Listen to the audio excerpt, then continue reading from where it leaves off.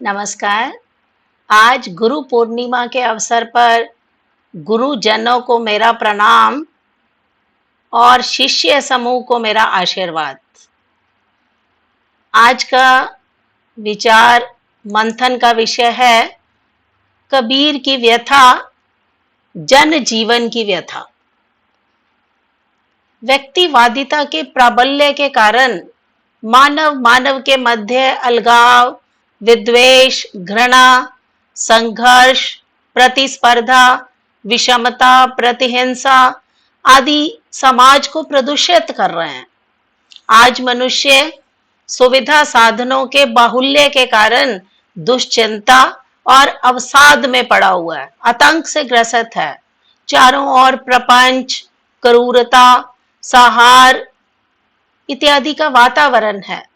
अस्त्रों और शस्त्रों से घिरा मनुष्य आत्म विपन्न हो गया है। हमारी भावना का ह्रास हो रहा है। हम ईर्ष्या की आग में जल रहे हैं और जिसके कारण हमारी भावना लुप्त हो रही है। ऐसे कठिन समय में आवश्यकता है ऐसे महामानव की जो मूल्य संक्रमण में कर्तव्य की उदात्तीकृत चेतना का संवहन कर सके। हिंदी साहित्य की सर्वतोभावेन प्रतिभा महात्मा कबीर दास जी की वैज्ञानिक और तर्कपुष्ट विचारधारा का संबल लेकर अगर हम समाज में कुछ बदलाव करना चाहें तो निसंदेह सामाजिक परिवेश अलौकिक हो उठेगा। साहित्य और समाज का गहरा संबंध है। मनुष्य सामाजिक प्राणी होने के नाते समाज का प्रमुख अंग है। साहित्यकार विवेकशील और विचारशील प्राणी होता है। वह समाज में अपना अस्तित्व कायम रखने के लिए हमेशा प्रयत्नशील रहता है। यह प्रक्रिया निरंतर चलती रहती है।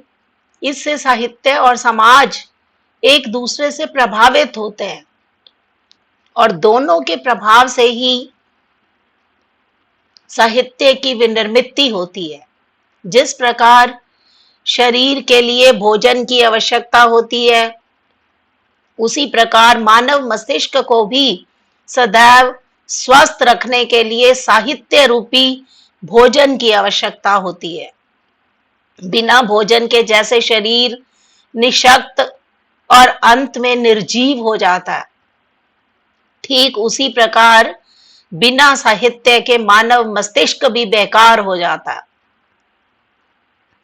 अच्छे साहित्य के आस्वादन से मस्तिष्क अच्छा बनता है। अच्छे विचारों से व्यक्ति अच्छा बनता है। अच्छे व्यक्तियों से अच्छा समाज बनता है। यदि हम समाज को उन्नत और महान बनाना चाहते हैं तो हमें व्यक्तियों की उन्नति की तरफ ध्यान देना होगा। मध्यकालीन समाज और जनमानस विशृंखलता के कारण दिशाहीन हो चुका था।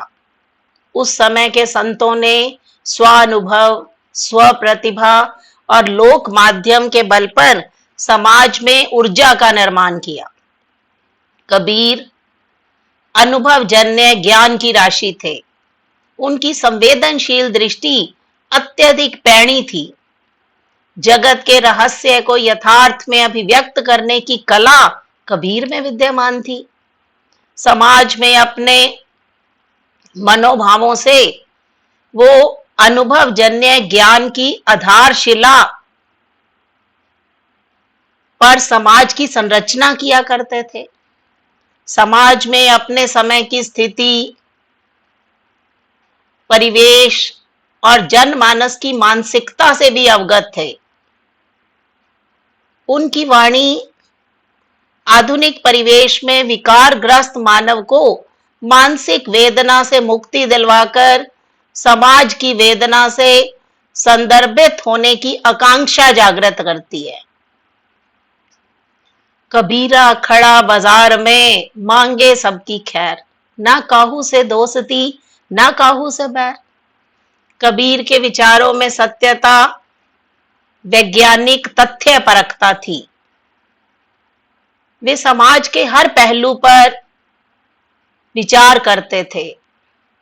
समाज परिवर्तन की दृष्टि से नारी संकल्प की अभिव्यक्ति, पशु हत्या करने वालों की निंदा, समाज में फैले दुर्गुणों के प्रति विद्रोही स्वर और समाज को सही रास्ता दिखाने की संकल्पना से समष्टिगत भावना की अभिव्यक्ति और नैतिक मूल्यों पर विशेष रूप से बल दिया करते थे। इन सभी से सामाजिक परिवर्तन की मानसिकता कबीर में विद्यमान थी। वो सच्चे अर्थों में सत्य ठोस दृष्टि का परिचय देते थे, जिसमें उन्होंने वेदों, उपनिषदों, रामायण, महाभारत, श्रीमद् भगवद गीता और कौटिल्य के अर्थशास्त्र आदि ग्रंथों में से मनीषियों ने मानव आचरण से संबंधित नियमों की व्याख्या की है और जिसका पारायण मानव की मानसिक तुष्टि के लिए अनिवार्य है। कबीर की मनोवैज्ञानिक वैचारिक दृष्टि से ज्ञात होता है कि वो अपनी मनोदशा द्वारा समाज के विविध पहलू अभिव्यक्त किया करते थे।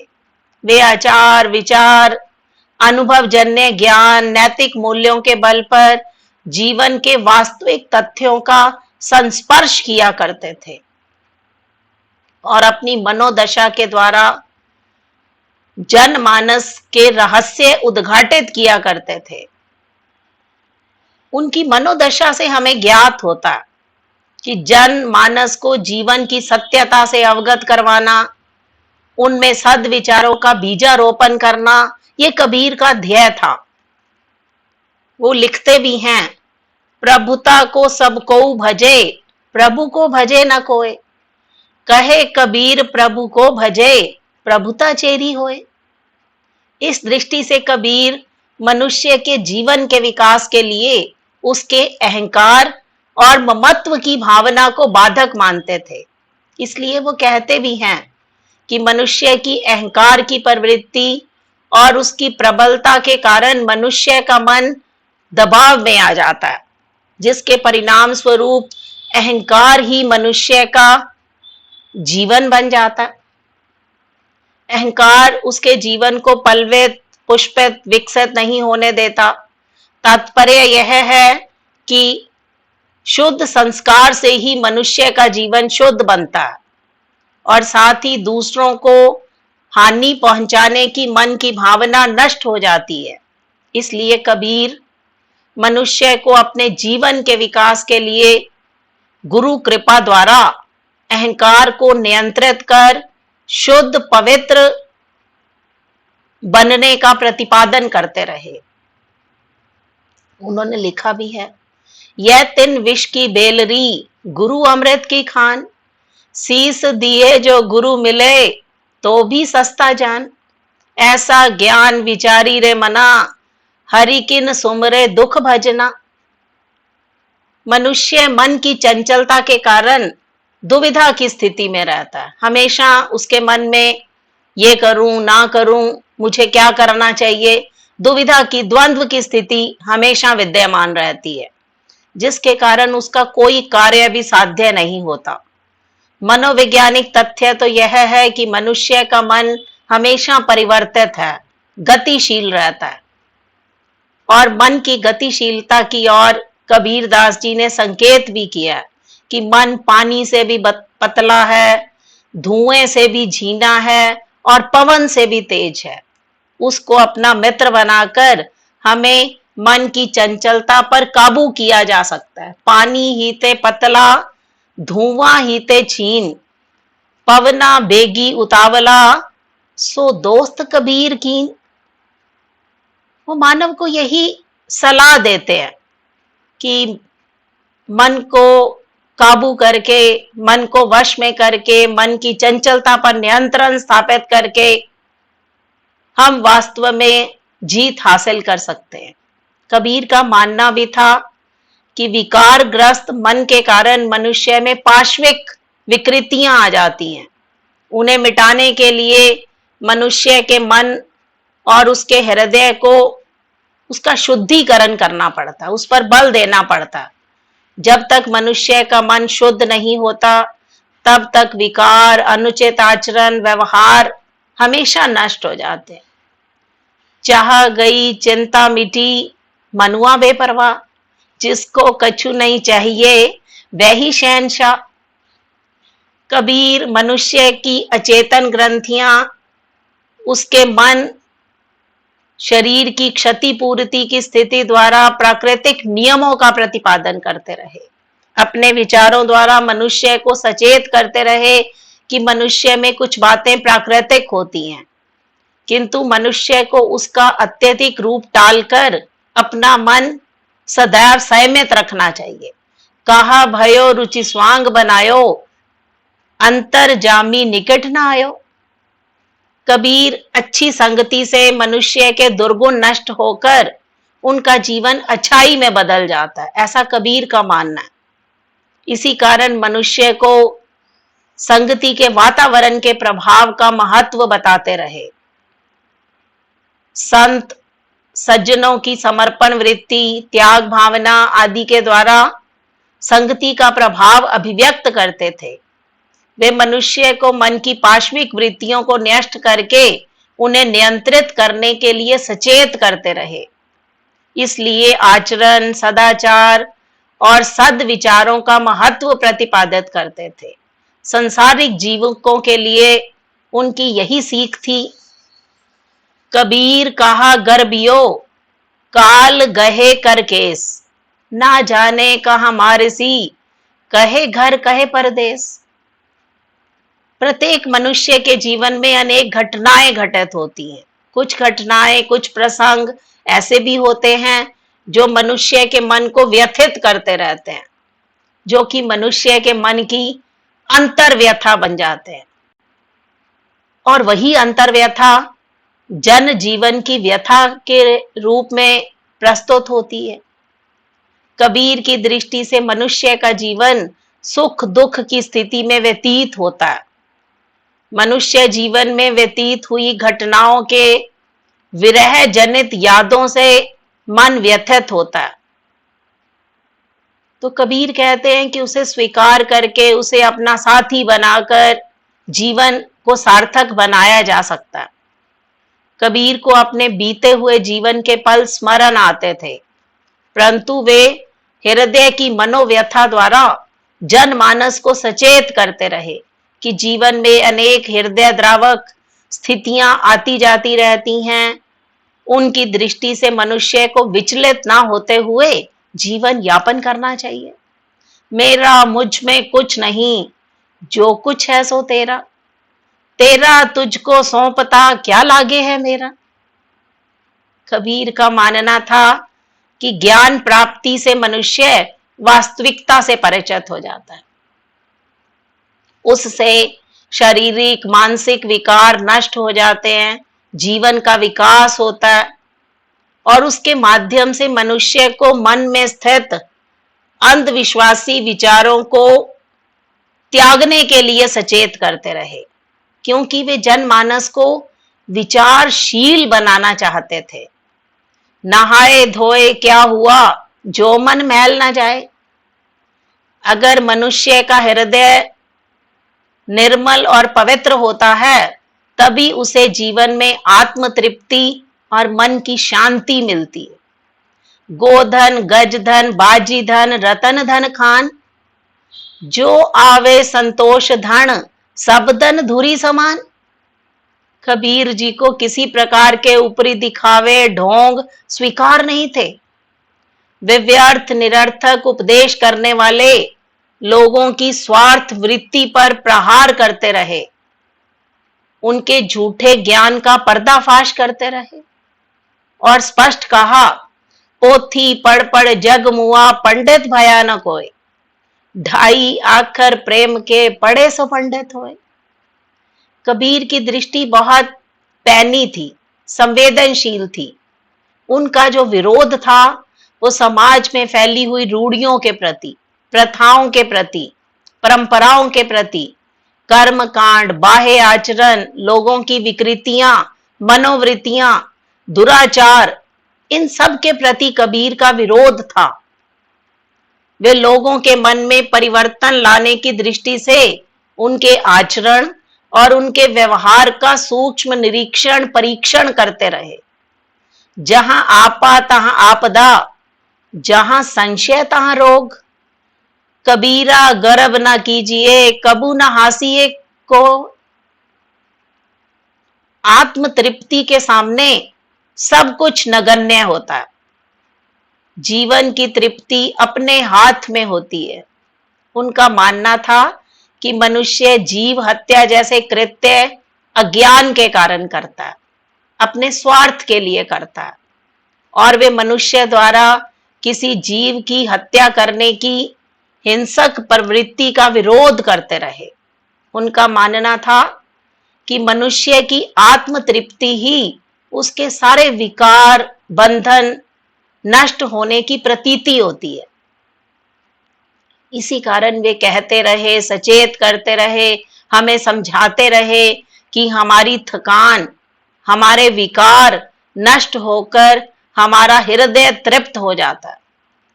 जग में बैरी कोई नहीं, जो मन शीतल होए, या आपा को डारी दे, दया करे सब कोय। कबीर स्वयं अनुभव जन्य ज्ञान की राशि थे। किसी भी प्रकार की मिलावट उनमें नहीं थी। वे कथन, आचरण आदि में समानता विद्यमान थी। उनकी कथनी और करनी एक जैसी थी।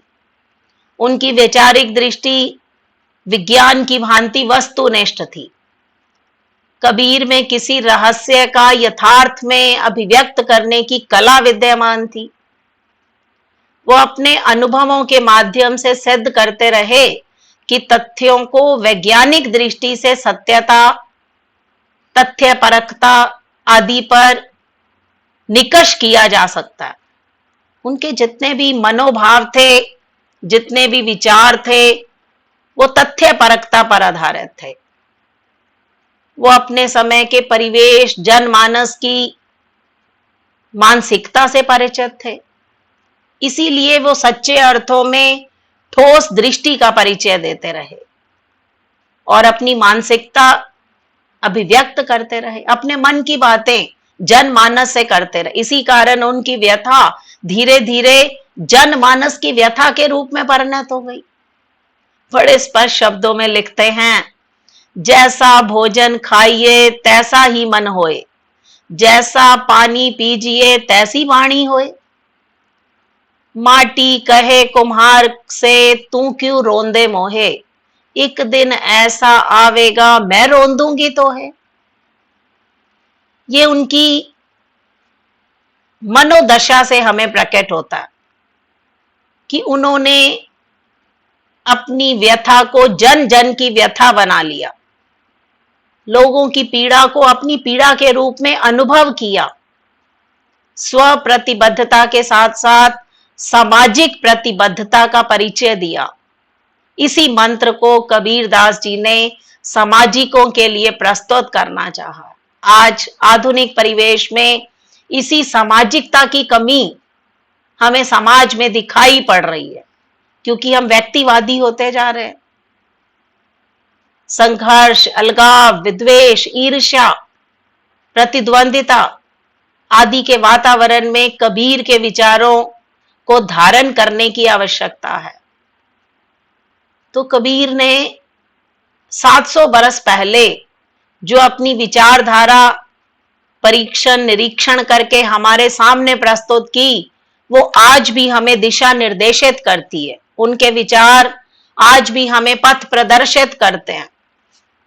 कबीर क्यों रोए, चलती चाकी देख के दिया कबीरा रोए, दो पाटन के बीच में साबुत बचा न कोई। ये उनकी व्यथा थी, ये उनकी पीड़ा थी जो उन्होंने प्रकट करनी चाहिए। माटी कहे कुम्हार से, क्यों तू रोंदे मोहे, एक दिन ऐसा आएगा मैं रोंदूंगी तो है। यही जीवन की वास्तविकता है। इसी वास्तविकता पर कबीर अपने विचार प्रस्तुत करते रहे। तो आज गुरु पूर्णिमा के अवसर पर मैं कबीर की वाणी को आपके समक्ष प्रस्तुत किया। आप सबको गुरु पूर्णिमा की बहुत बहुत बधाई।